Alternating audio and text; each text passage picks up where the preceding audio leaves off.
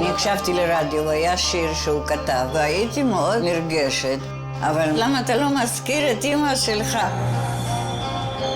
הרבה פעמים היא ביקשה ממני להצטרף אליה, אבל תמיד סירבתי. הרגשתי שכבר הייתי שם, אלפי פעמים.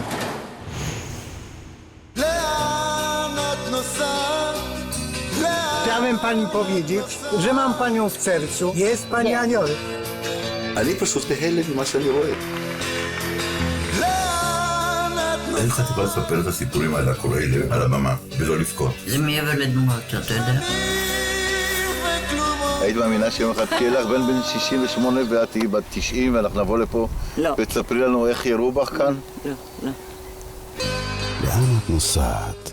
בקרוב בעוד 8.